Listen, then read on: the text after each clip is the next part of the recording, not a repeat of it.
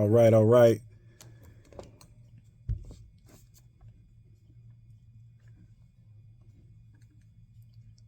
All right, all right, all right.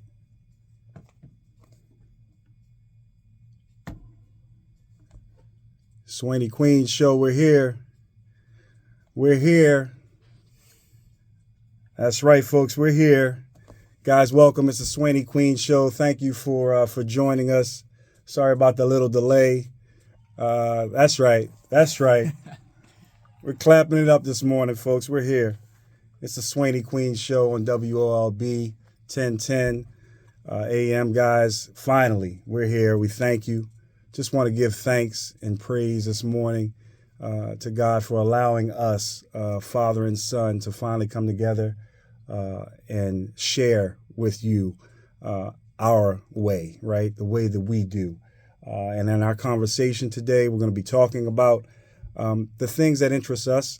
One of the hot topics for this week, of course, is the Colorado Buffaloes, and of course the father and son team of Deion Sanders and Shiloh and Shador Sanders, just doing big things in sports today. But before we get started, I'd love for everybody out there, all my listeners, make sure you give a shout out to my co-host, my partner, my son, SWAYNEE Queen, turning 18 today. Give it up for him. Give it up for him. Awesome. Happy birthday. Happy birthday, man. Thank you. Yeah, so folks, it's just a big day for us today. A lot of things new happening. September 24th, 18 years ago today, was the birth of my purpose, which is SWAYNEE Queen Jr. He's here with me today in order to kind of start off a new page, and where we're able to kind of make sure that we share best practices. We want to be able to give some good information, keeping things positive, educate some folks, recognize, again, some local leaders and influencers that are making big things happen. And, of course, finally, just to leave you with a little bit of motivation for this Sunday and to kind of get your week started. So with that being said, again, welcome to the SWAYNEE Queen Show. It's so special for us. So just want to kind of turn it over to Sway. What's up, man? What you think? I'm turning 18. Big moves, really. Okay.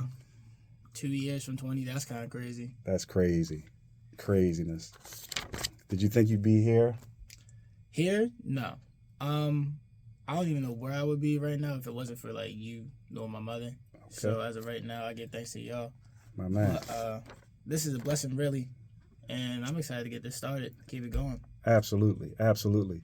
So, guys, listeners, I just need to let you know what my setup is here. And the first day I come in here, I walk in the doors in order to kind of sit down and do our show, and I run into our program, or excuse me, our musical director at the time. And this guy has on a number 12 Andrew Luck Indianapolis Colts jersey. Like, how does that happen? More importantly, to top it off, his cap is a Baltimore Orioles, right? So he's got Baltimore Orioles on his head. He's got a Luck jersey on the day that we play Indianapolis. So needless to say, my son and I are going to give him some stuff as soon as we get off the air, but that's what I had to deal with this morning. Shout out to Deron, big man. And also in the studio with us, guys, just a very, very important person to make this happen for the SWAYNEEs, or for the SWAYNEE Queen Show. And just want to shout out Aunt Mo Townsend, one of the specialists over here at Radio 1, and just making it happen and allowing us to have a platform and where we can have and share our voice, man. So thank you, Aunt Mo, for everything that you do, man. It's awesome. My pleasure. All right, so without further ado, guys, let's just jump into it. Just want to remind you again, it's WOLBbaltimore.com. That's exactly where you want to go for the live streams, as well as all content on WOLB.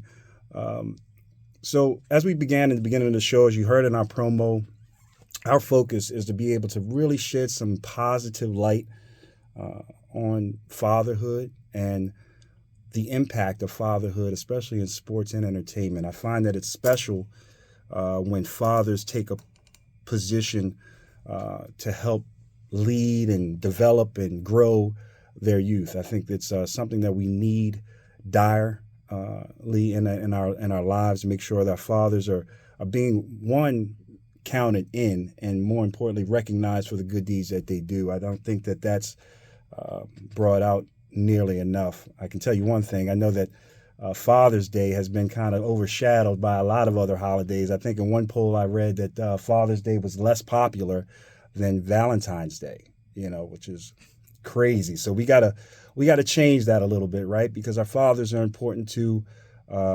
We really play an important role, and hopefully from this podcast and these sessions, we'll be able to just share best practices, right?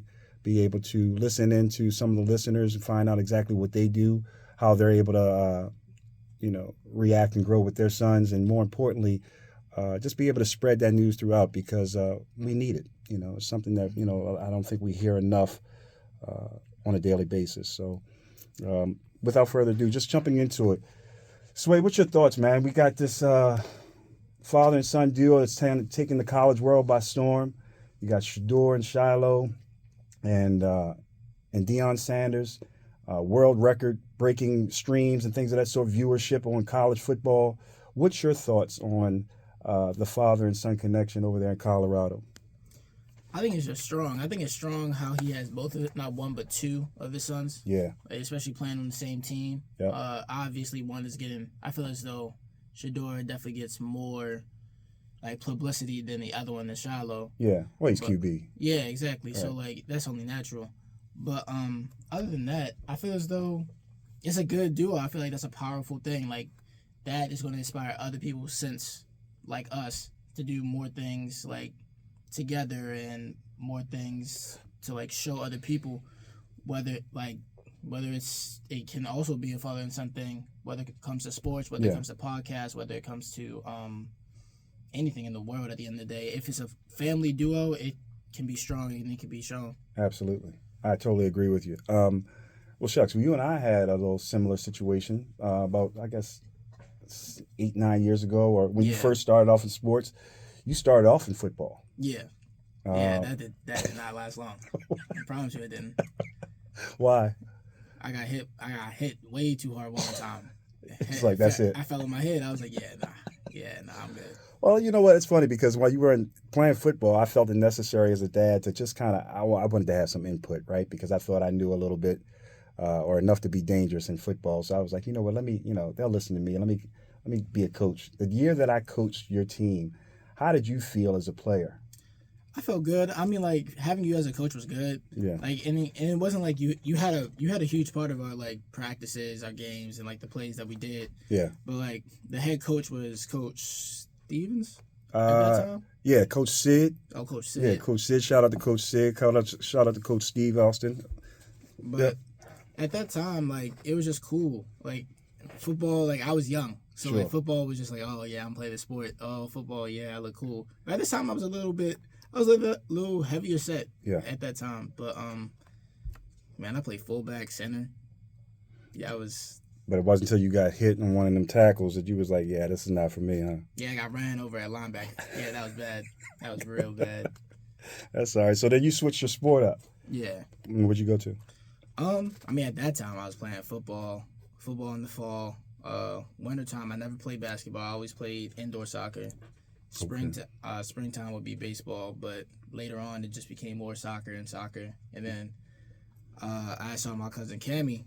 She started playing soccer, so I was like, well, I'll give it a try. Because, we was always competitive. I always wanted to be, the bigger cousin, the older cousin, the one that she looks up to. Sure. So I decided to take over soccer and found a love for it at the end of the day. Gotcha.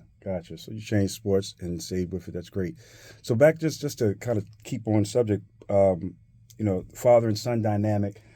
You didn't feel too bad when I was a coach there. Did you feel any extra pressure? No, not really. Especially if it was older, say if I was cause at that time I was about 8. Yeah. So say if I was 10 or 11, I'd probably be oh yeah, I need to let me make sure that I make my dad proud. I was making you proud on the field no matter what. Yeah. Because I was still making the tackles, but sure. At that time I was just hey, I'm just doing this for fun, and it was fun for the moment, but yeah, I didn't want to get hit again, and my mom didn't want to see me get hit again. So that father-son dynamic was definitely good. Even in soccer. Yeah, absolutely. Let me ask you a question. Do you now? What kind of parent would you say that I was on the sidelines? I mean, from a, I guess, descriptive let me give you an example, because guys, I was just out one of Sway plays soccer. He plays from on a high school level as well as for a club level. And one of his games we went to this past weekend, the opponent that he was playing, one of the team members' parents were sitting on the sideline shouting at him, yelling at him, "You got to play better, this, that, and the other." And I just felt sorry for the kid, because it made me feel bad for him because of how aggressive they were shouting at him. They were like, "Come out the game if you can't play." I felt like that was just such a bad buildup for anybody. I mean, at the end of the day, these games are supposed to still be fun. You guys aren't getting paid for anything. It's not NIL or anything like that at this stage. Mm-hmm. You know, how do you look at parents that, I guess, react that way on the sidelines? Because I'm sure you hear it.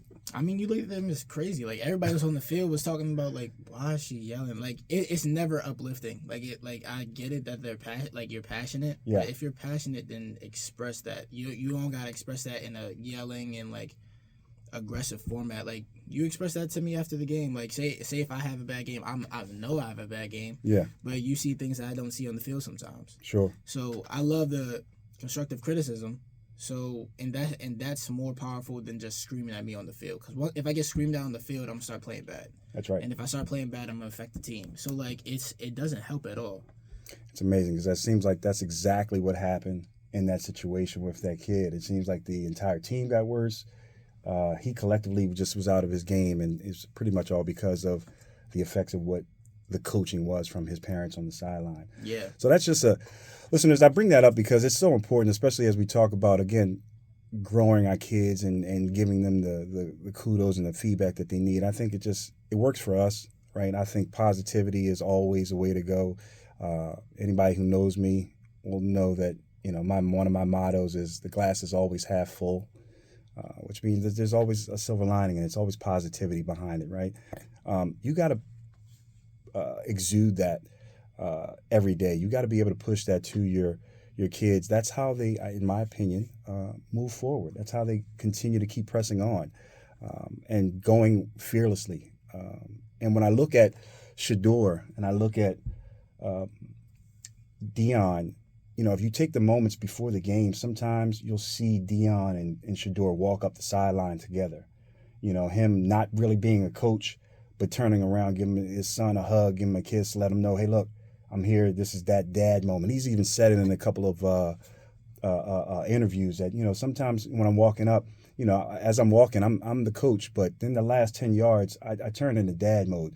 And we've got to know how to turn that light switch off, right? A lot of times, making sure that our kids know that we're there, we're supporting them, and they are doing the right thing. They are going in the right direction. I just think that that's so powerful. So I bring that up today because their relationship and what they've accomplished is just an example for so many others to be able to look at and follow. I know I get inspiration when I look at them, you know, and it's one of the things that pushed me to make sure that we came to the point where we're at today, where we get this, you know, podcast going on, we get the radio podcast going on, and just to be able to have a level of completion and pushing forward and positivity, being able to share and just getting it done. No excuses, right?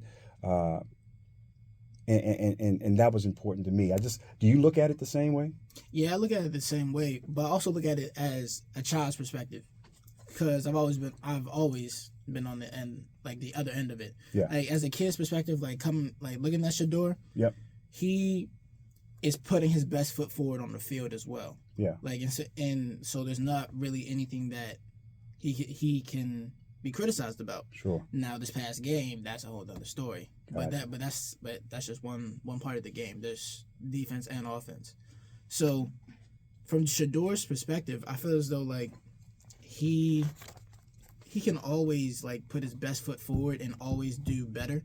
Mm-hmm. And he knows that. And Dion knows that. Yep. So if the kid's not giving if the kid's not trying, and the kid's not willing to learn and willing to understand like what the parent is talking about, mm-hmm. then that's a terrible match at the end of the day. Like when me and you talk, it's always like I see this, you see that, we put it together, and then we do better. The next game, I always do better at the end of the day. That's right. So I think the criticism can also come from the child as well. Like the child has to get on themselves sometimes. That's right. But it depends on what age as well. Like you can't get on someone if they're like 12. Like if you're 12, they're always going to think like, hey, I think this, but that's how the parent should lead the kid to like understand himself. Like you taught me how to understand to criticize myself. I'm not always going to be perfect in the game. That's right. There's always something that I can do better. And that's why I always come off the field like, oh yeah, I think I could do better. And that's what happened when this past game I scored. I made good defensive tackles, but I felt as though in myself, we still lost the game, but I feel as though I could have did better. Gotcha. And you were like, I thought you played a great game, but I can see where you're coming from. Yeah, and absolutely. It's great. Guys, this is awesome, man. Again, it's the SWAYNEE Queen Show for those folks just tuning in. Again, WOLBbaltimore.com. I want to make sure that you guys also know that you can feel free to call in with your thoughts about what we're discussing today. Again, we're just talking about fathers in sports and the impact that they have, the influence that they have, passing it forward and being positive, of course. If you can call in 410-481-1010. Again, 410-481-1010. Call in. The lines are open. I'll be able to take a couple calls within this next 12 minutes to just house your questions or even take any comments that you think about our podcast, what's going on. All positive, right? All positive. So, again, it's the SWAYNEE Queen Show. And I'm here again with my son, 18 years old today. Give him a shout out in the comments as well. Again, 410-481-1010 is the line to call in to speak to us. So, yeah, man. So, with this time left, I want to make sure that, people kind of understand the format of what we're going to what we're doing each and every week. So, again, every Sunday, 10:30 a.m., WOLB radio, 10:10 a.m., WOLB. We will be talking from 10:30, 11 o'clock a.m. in reference to all things fatherhood, all things dealing with raising our kids and how fathers impact in sports and entertainment today. And not just sports and entertainment, but really in the industry. When I really kind of went back and looked about who's doing it right now, right? Who are the people that's making it happen for their kids? And I just looked at the list, and it's so long. When you talk about Dion and his kid, when you talk about a tennis champion, Coco Gauff and her father, when you talk about basketball champions, LeBron James and his kids, Bronny, Del Curry and Steph Curry, Venus and Serena, with their father, Richard Williams. Endless, really. But you know what? Everybody that I've named off, they're all champions. Yeah. We breed champions, especially when fathers are involved, right? That's the message, right? Dion's involved with his kids because he knows what he's got. He's a champion. He's doing nothing but passing it forward, making sure that there's no mistakes. Nobody can tell him about his kids. You know what I'm saying? And that's such a powerful thing. There was so much narrative about what was going on with Shador and who he was and how he would or would not be able to make it within the big league. And yet they've already tripled their winning percentage from last year in the first 3 games. Now, mine, it's, the game that they just got spanked, and,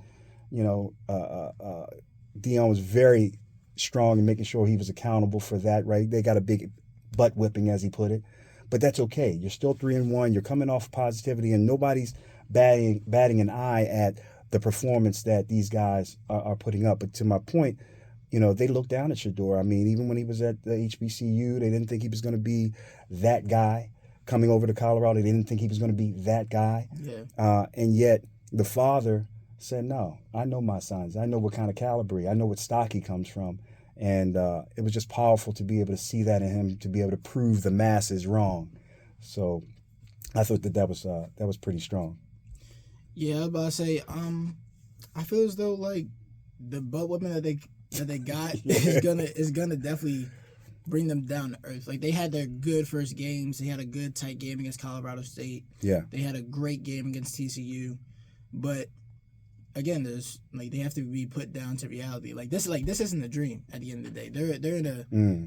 They have a few players in the Heisman Trophy running, whether it be Travis Hunter, who's out, or Shador, who's playing exceptionally well. Sure. Despite this game, they have USC next week, which is an even tougher opponent. Sure.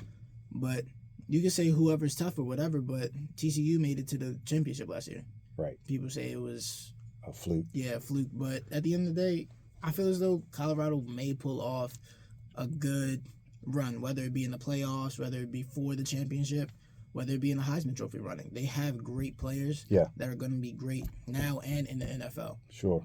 Like, and in reality, they don't even, like, I get it, they want to go to the NFL, Mm-hmm. but the NIL deals that they're getting right now are so huge. Yeah. Like, it's crazy to think about these guys who are like 3-4 years older than me. Yep.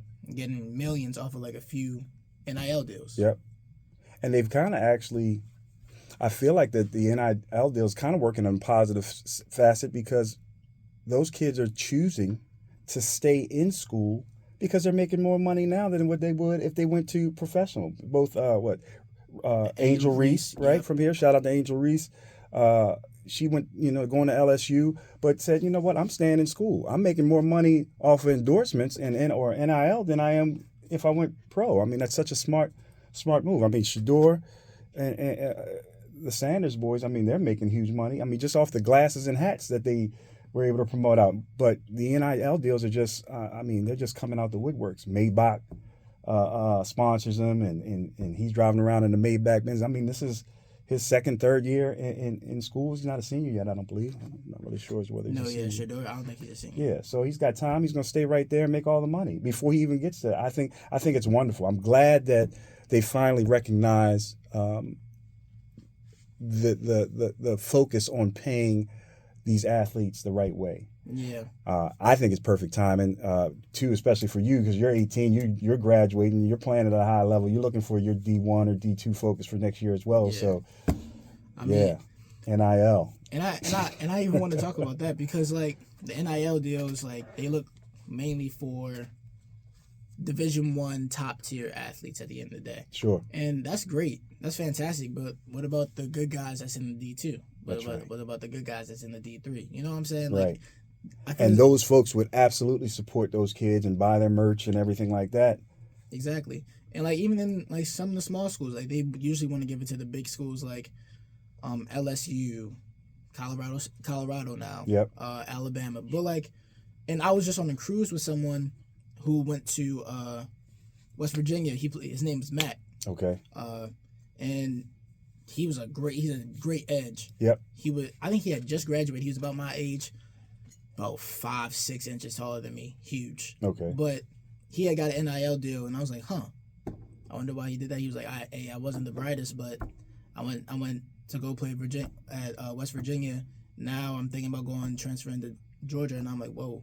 Right. Like what's so great about these Division I football players that's not as great as like D2 soccer players, D2 tennis players, you know what I'm saying? Yeah. And like I even saw something on I think it was Instagram. Someone from Lower Maryland, like the lower thing in Maryland, he had just got an NIL deal from New Balance. He's still in high school. Nice. So I was like, okay, I feel like that's another step forward. Okay. All right. Well, shucks. We're going to keep an eye out for all the NIL opportunities out here for you in soccer.